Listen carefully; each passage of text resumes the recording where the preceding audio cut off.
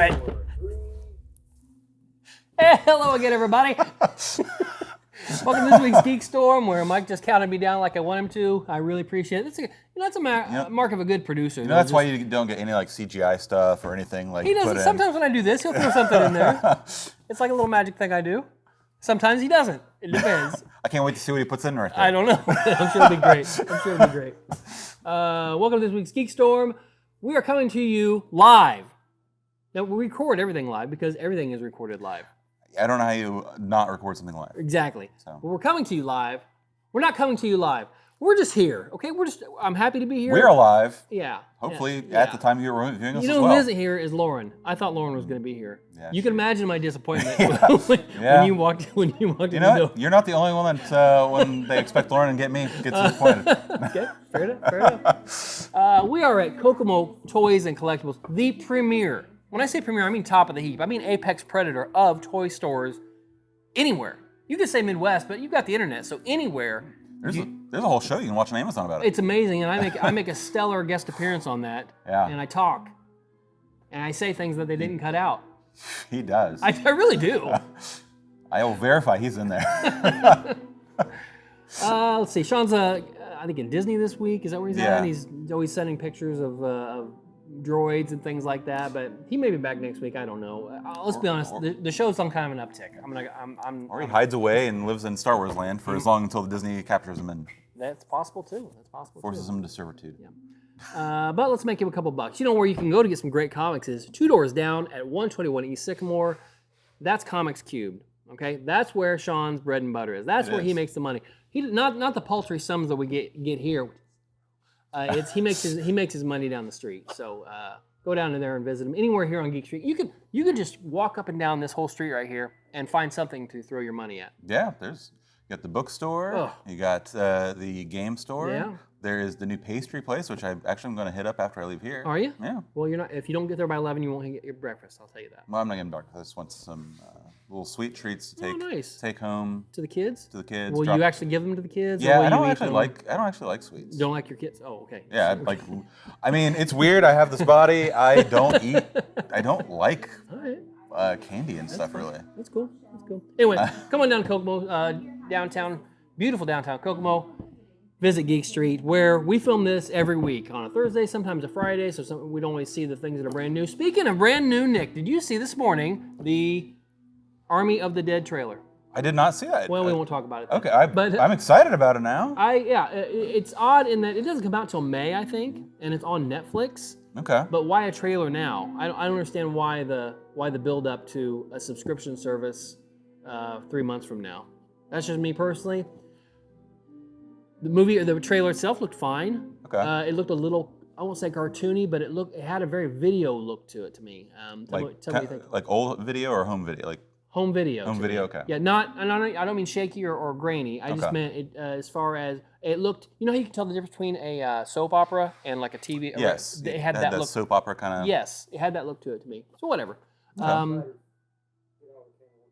Did he? Weird. Okay, so Zack Snyder, Dawn of the Dead, the remake, the modern one with Ving Rhames. I like that movie. Yeah. Okay, and it was good. It wasn't as Zack Snydery as a lot of his other movies, but I enjoyed it. I hope that this isn't as Zack Snydery as some of his other movies. I don't. It didn't look that way. Good. There were some big actiony type of things, but it didn't have that half animated look like a lot of things do. A lot of his do. Zack Snyder does do good work with some movies and some stuff, but sometimes he applies that same style to other things, and I'm like, I don't feel like it worked. Yeah. So yeah. Anyway, that's good. That's breaking news. I'm sorry, I had to get my kids ready for school. Well, is it as if that's an excuse? Well. You're into the video games. I know that. Yeah. What do you think about the Halo series coming, and it's going to be on Paramount Plus? My son's going to be super excited about it because he is really into Halo right now. Yeah. Really? Yeah, it is. He's 12, 11-ish, 9-ish, 10-ish, 9-ish? 9-ish, okay. Yeah. 9-ish. I don't know. But that's a game well after his years. What got him into Halo? I'm not even super positive. I know he saw like little Mega Bloks Covenant alien, and he thought that was cool with some of that stuff. And then I think he just got on and saw like a video of Halo. And, you know, it's a game that apparently transfers. He's beat Halo 1. Wow. So wow. Yeah.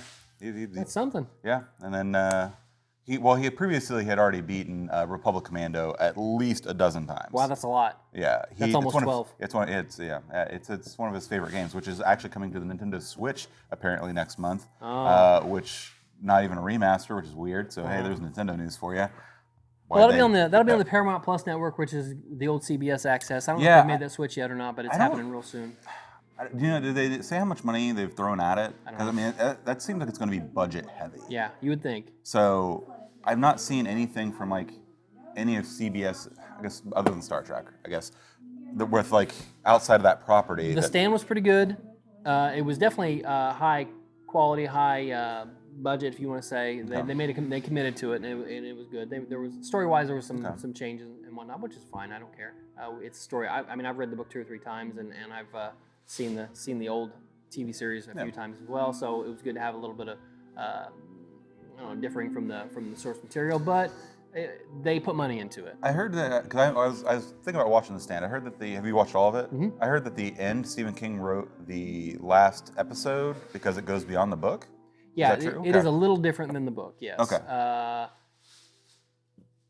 Yes. Okay. I don't want to ruin anything, but I heard that it goes beyond the book. Yes, the book ending is in the last episode, but also in between there, you get some other ending that it was really added on there for the show. Like I've never seen. They should do that with The Mist.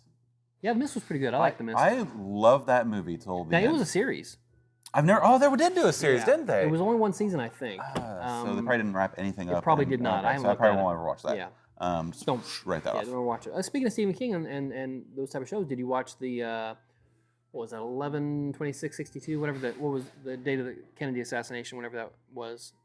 It was on Hulu, and it was a miniseries. I've not watched that one. It was good. Was it? Yeah. I was gonna say, was it in the vein of like the Chernobyl and that kind of? No, not quite. No. Okay. No. It was pure science fiction. Oh. Yeah. Okay. Yeah. Okay. Yeah, it was pure. A guy finds, through circumstances, he finds in this closet a time wormhole type of thing.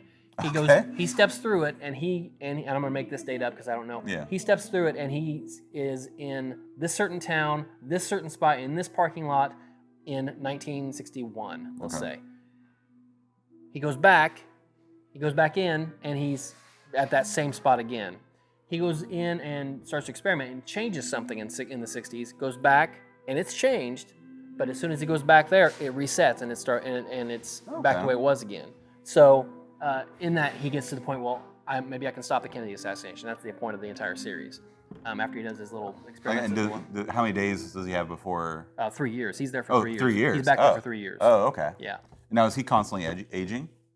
In there? No. Well, I mean, he's aging as much as he should. So yeah, so 3 years there, he comes back, he's still 3 years older. Yes. Okay. Yes. And he spends his 3 years tracking down Oswald and trying to figure out whether or not he did it, and should he kill this guy, or is he killing an innocent guy, or what really happened. Anyway, that's a 5-year-old news here on GeekStorm. Okay. Hey, you want to know some current news? Yeah. 2 things that were crazy on the internet and then disappeared because they weren't true. And I'm glad one of them. Oh, I'm glad for both of them. Okay. Number one. Well, no, that's right. Number one was that Jennifer Lawrence was cast as Sue Storm in the Fantastic Four. Yes, I saw that, and I was like, really? Yeah. That was her? I mean, I like her. I thought she actually was a decent Raven in the X-Men, Mystique, and for the younger Mystique. But I was like, we're already talking about blending these universes, and now you're going to double. Yeah. That's a hard one, I think, to get my head around, to double cast. That's hard to swallow. Yeah. She was fine as Mystique. She wasn't anything special as Mystique. I think she's a fine actress. She's been in some amazing movies. Silver Linings Playbook and the Science Oven. Science Oven. You know what I'm talking about. So many. So, yeah. So she's been. He's a big fan. She's been great. But I didn't understand how. Unfortunately, for me, Fox's problem with that was they got this A-list actress. Let's build all these shows around her. I mean, they were mostly around Wolverine, but she was definitely the secondary main character, and she's just not that interesting to me. Also, I don't want her to be. Sue Storm, honestly, Sue Storm needs to be the best actress they get, the best actor they get for those 4 characters, okay? She's the adult. She's the adult of all 4 of them, Yeah, okay? Besides just being the mom, she's, Reed's got his head in the clouds, okay? Johnny's led around. Kid. Johnny's led around by his crotch, and Ben is just a big dumb kid, okay? So she has to be the one that takes charge, and that, no, you're not doing that. No, put that down. Don't touch that. That's Sue Storm, okay? And she's like one of the most, besides she's not as smart like Reed is, but she's like super powerful, okay? Like she could take out some guys. Okay.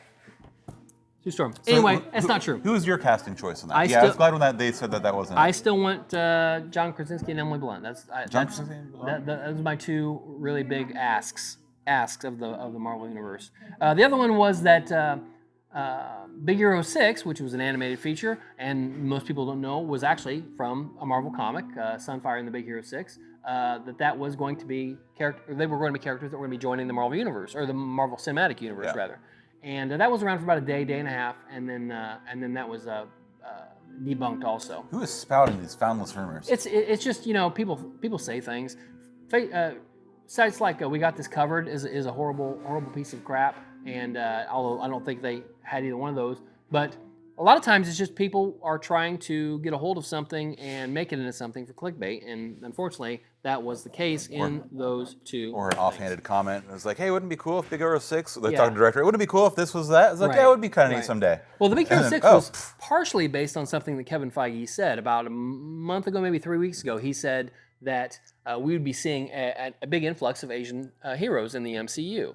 Now, we got Shang-Chi on the way, but they took that as to mean something else or more, and there have been a couple new first appearances in comics anyway of some Asian heroes. So people thought, hey, we got these Asian heroes already, let's just throw them in there, and made an article out of it. And somebody picked it up, somebody ran with it. A lot of the places that I look at end up. Okay, so I know Source A is good; they're great. But sometimes they will say rumor and then tell you the rumor. People see that as, hey, Source A said it, even though it's a rumor. Source A said it, so it must be legit. They're just reporting the rumor. Okay, they're not saying that is what's happening. So same thing when people read articles and it says satire, and then that's, or The Onion. And then all of a sudden that is gospel of whatever's happening. So along that same line of thinking. The cast of Spider-Man, the Spider-Man 3, they came out in one day and they each put out their own title. What's going to be the subtitle of this movie? One was Phone Home, one was Home Wrecker, one was Home Slice. Home Wrecker was my favorite. It was? Yeah, Home Wrecker is my favorite. Well, so that could have been, and I think people were like, centers around Aunt May that people were like, is this serious? Oh, I like Home Wrecker. Oh, you apparently. Home Slice.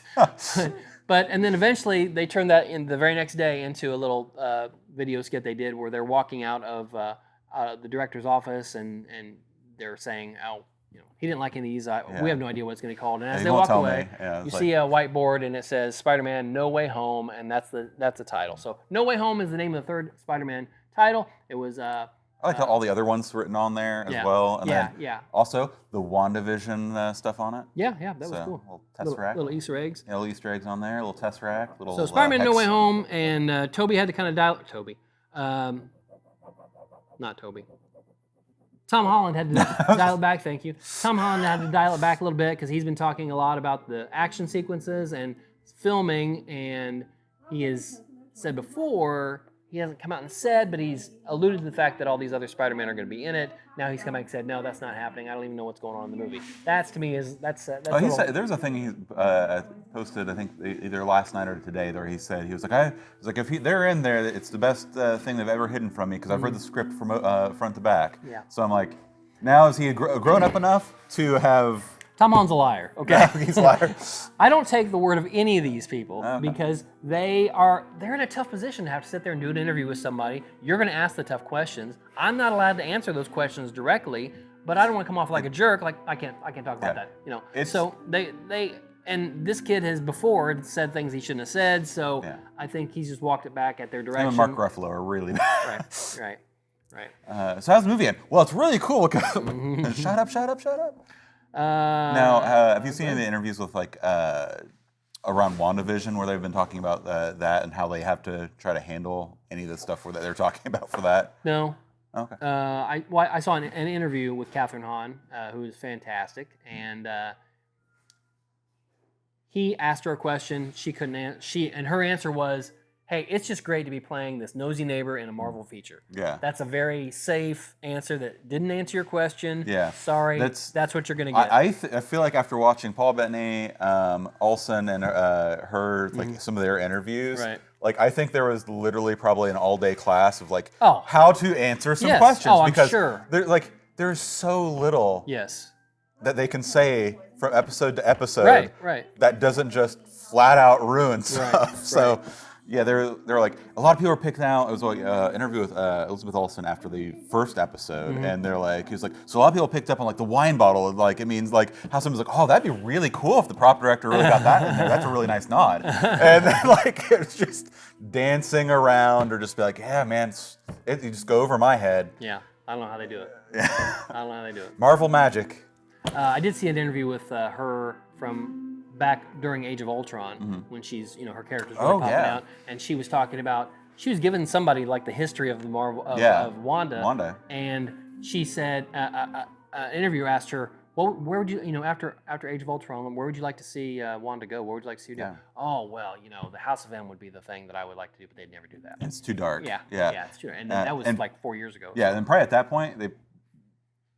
Maybe somebody filed that away, or maybe somebody like Feige probably actually maybe had a working. It was like if this keeps going, this would be a great thing to adapt. He's the master. I'll say that. Here's one thing he did say yesterday. This came out that other than Deadpool 3, Marvel has no plans to do any more R-rated features. Now, man, I really feel like when Blade comes out, I really feel like it should probably be an R-rated, because you're talking about vampires, and red blood is one thing that gets you a vampire rating, a vampire rating, an R-rated, rated V for vampire, or victory, or vendetta for that matter. Yeah. So I really feel like that should be, dip their toe in the horror a little bit, and I don't disagree with that. I think Blade would benefit from that, or. I'd hate it doesn't have to be hard R. Yeah, I'd hate to see them do it, but like a R version of the movie, like a film the R version, release the PG. I kind of hate to see it do in reverse order. Let's say they went with, Black Blood, okay, just to get away from the blood, and they kept it all pretty, well within the PG-13. They sparkle when they cut them. Sparkle. Is a guy who goes around with a sword chopping heads off of vampires, is that something I want a 13-year-old to see anyway? Yeah. Is that there's no any way you would go about doing Blade, it's going to be graphic. Because like he's a killer of monsters. Okay, he's a killer of and those bipeds. Monsters for him to kill. They viciously kill things. I hope they walk that back. I hope that it's not. Yeah. A little bit more Marvel news is that they've also said that all the Marvel TV shows on Disney Plus going forward are going to be 6 hours. Whether it's 6 one-hour episodes or 9 cut up in different durations like we have with WandaVision, they're going to cap everything at 6 hours. And Feige also said, as far as season 2s go, second seasons of some of these shows, it depends. He said some of them, just by the nature of their story, won't lead into a second episode. Some of them, like with Wanda, she's going right into Doctor Strange 2, so there's no need to do a second. It makes me. I'm glad that we're encapsulating, and it'll be WandaVision specifically is going to be over and done. Part of me is like, man, I'd love to see. Like, I wish there was a way to do a season 2, but then in the same breath, I'm like, I don't, because I think it would just ruin what this is. It would. It would have to be so different. But I think that's what the mark of a good show is. Like, end it where it's a good show, it's encapsulated, but I want more. Yeah. But at the same time, I would probably not like more. It's not like, hey, we got lightning in a bottle here, we got a hit on our hands that nobody even thought would be anything, let's make more of these. No, we've got 17 more properties just waiting. Just waiting to be funneled into the order that they can get them on the screen. So I want to say, and so many people came out and said, and you, Sean, may have talked about this before, but like how like WandaVision were like, like they weren't excited about it, and like how it has become and people still hate on it, and they're like, I don't get it. I don't like it. That's fine. To each his own. But like, so many people have like also like, man, did you see WandaVision? Like, what do you think's going on? So they released 1 and 2 together, and then they released 3. Yeah. Ever since 4 came out, people. I haven't heard anybody, and I know people have, but I haven't heard anybody. None of the friends that I have, which is 3, have said, oh, it's just not for me, which is fine. Yeah, I mean, maybe you don't like superhero stuff. Like this is a different take, especially the first 3 episodes are a vastly different take than anything else in the MCU. Yes, and each of them have been executed great as far as their particular eras and whatnot. This last week, again, we always do on a Thursday show, so we don't see the show until later tonight or tomorrow. Episode 7 we were on, and it was very different because you had Wanda separated from Vision, okay, the entire time. She's in pajamas, I think, almost the whole episode, if not all of it. And one scene in the beginning. Okay, and then you get Vision over here, and he runs into Darcy, and they're trying to get they're not trying to get together, but Wanda doesn't care where Vision's at. He doesn't want to be here, so he's not here. And she does a little exposition with the kids, but for the most part, it's her doing the single camera talk to the camera thing, like Modern Family. Modern Family, Office, yeah. And the theme song was very much Office-y. When Yeah. Vision was doing his interview with the camera, he was doing a lot of gym stuff, and with his hands, and Jim from The Office. So it was really well done. I really appreciated it. Did you see they added the sound effect of him when he scratches his ear? They added that sound effect in, so it was there. That's cool. They're like some of the small details. Yeah. Like that has been one of the things that has made me the most excited. Like all these little details, and maybe it's not even a detail; it's a hidden thing for the mystery. Right. But the little details they put into each of the episodes, they have filmed everything accurate to the time. Like I don't know if you saw that. The first episode, they got rid of all the modern lighting. They used period lighting, period costumes, period special effects. You can see things on wires. So that they filmed it. And I didn't realize. I thought it was canned laughter. Like they actually brought people in to sit and watch the film. Episode 1 and 2 had a studio audience. Yeah, which I think were all production. Probably. I imagine that wasn't like, hey, I happen to be on the lot today, and you were signing something. You were signing something. I don't care who you were. You were signing something before you walked in there. But like that. The attention to detail and all of that stuff, I thought just wowed me. It's been great. It's been definitely one of my favorite shows around in the last few years, anyway. I think since Game of Thrones, I haven't had as many people talk about week to week about a show. Yeah. What's going on, what they think's going to happen. Or early Walking Dead. Yeah, early Walking Dead, Game of Thrones. It is a water cooler show, and that's what Feige said about why they don't drop them all at once. Is he'd rather have that conversation week to week. I like not being a binge, because I think there would have been less impactful if you would have binged sort of stuff. One more thing on that, then Feige did say, finally came out and debunked everybody's Fox X-Men rumors and said that's not Fox's Quicksilver. He said that's whoever's pulling the strings in the show. That's them just kind of messing with Wanda a little bit. That's why when we talked about last week how the Quicksilver pop has quotation marks on it, and it's not really him. I don't know if it's Chthon, Mephisto, Nightmare. He could be none of those. I don't know. I lean towards Chthon right now. He may be because Agatha Harkness. Now that we know this, that it's been Agatha all along. Yeah. Which also her theme song apparently has been in all the episodes. Has it? And I watched a thing yesterday that's like the little jingle has been in like little parts of different. I look forward to watching. I'm going to watch tomorrow's episode, and then I'm going to try to rewatch the entire thing before I watch the last episode. Hopefully I'll pick up on little things like that. It's interesting to see things like that on a show that have big reveals, and then you go watch them again with that knowledge and see what you pick up. Yeah. I love that show. But hey, let's move on to some DC news. DC news, okay? Just a couple quick things. Did you watch tonight? And we won't talk about it because I did not watch it either, but did... Superman and Lois debuted, and I think it was a 2-hour debut, and got some pretty positive reactions. I haven't seen it yet, but I'm looking forward to it. I'm looking forward to it. So, is it in the vein of the old Dean Cain? No. Okay. No. You mean, I'm not going to say it. No. It was Dean Cain, right? Yeah, it was Dean Cain. I was like, for a second I thought you were telling me I was wrong. I was like, I'm pretty positive. No, Dean Cain. Dean Cain, Terry Hatcher. You're Yes. absolutely right. Okay. All right. Ooh. This is the CW Superman that we've already met, Tyler Hoechlin, and the Lois we've already met, whose name I don't know, and they are going back to Smallville, but they're definitely going back to Small Town. I'm sure there'll be a Lana because they're going back to Small Town. The same one though. No, it won't be. No, it's not that Lana. It's not that Smallville. It's a different place. But they have a family. They have two boys, two I want to say teenagers, and I think at least in the pilot anyway, it shows him revealing to them that he's Superman, and he does this. They're like, what? Like they've never seen their dad in a pool or getting out of the shower. Yeah, which or is weird. waking up in the morning, like Oh, sleeps sorry, in his glasses. Kids, get out! I gotta put my glasses on. So. He's never taken them off to clean them. Right. Like, but if you can't if you can't wrap your head around the glasses disguise that's lasted for nearly 100 years, okay, you can't get your head around that. You don't have any business watching any of these shows anyway. Okay.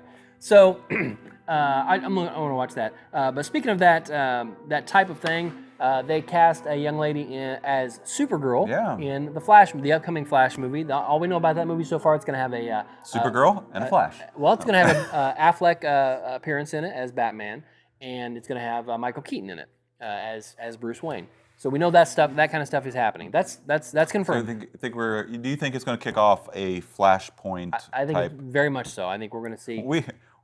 We couldn't make it all the way through all of our movies for our DCU, so we're just going to reboot. Right, exactly.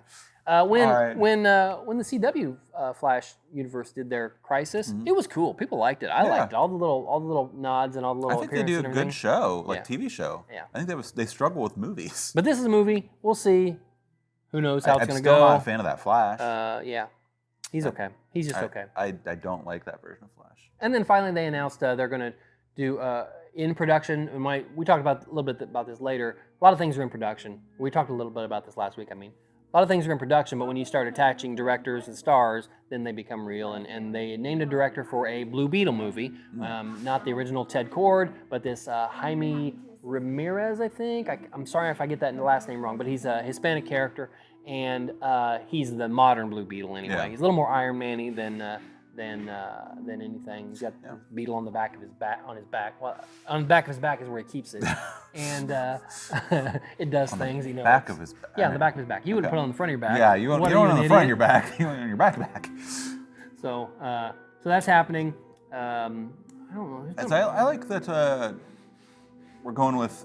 It's not often that DC steps out of the box and steps away from their main, which I think is also a detriment. Like Marvel has shown was like when the Guardians came out, most people didn't know who Guardians were. Right. Like, and now they're like super popular. You made it good, you made it fun, and then now I'm a fan. That's how a lot of people were. So like DC, I feel like has always been scared to step away from Batman and Superman. Yeah. And like you have all of these characters. You have as many characters as Marvel. Yeah, exactly. It's like, but you only will ever attempt, unless it's a cartoon. The problem with the core DC characters to me is they're all too godlike. Yes. And whereas the Marvel characters are much more, we'll call it street level or more relatable. Yeah. Like you do have Thor. Okay. Yeah. You got that whole. They're their own century. There's their own whole long list of like godlike characters, but most of the main ones are all. They all have they have superpowers, but then they have a problem or something that's with them that a person can relate to. Right.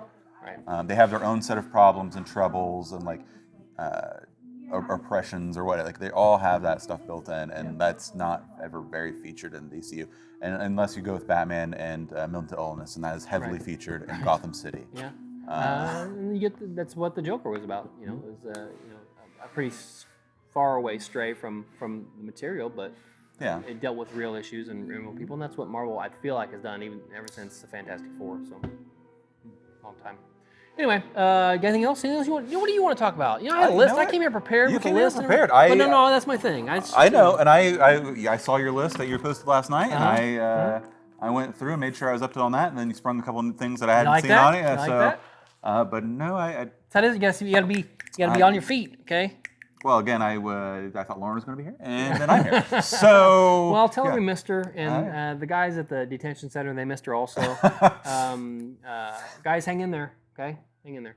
But that's it for this week. We'll be back next week. I don't know if Sean. I believe Sean will be back, but I'm not sure. I'll be in. I'm out. I'm off work for a few more weeks, so I'll definitely be here in the next 3 weeks. So that's why I have the beard. I don't know if you guys like it. I'm gonna keep doing that. Anyway, that's it. What? Nice. You like that? You know, my dad looks like my dad, Jack Harrison. He was on the fire department for many years and didn't grow a beard until he left.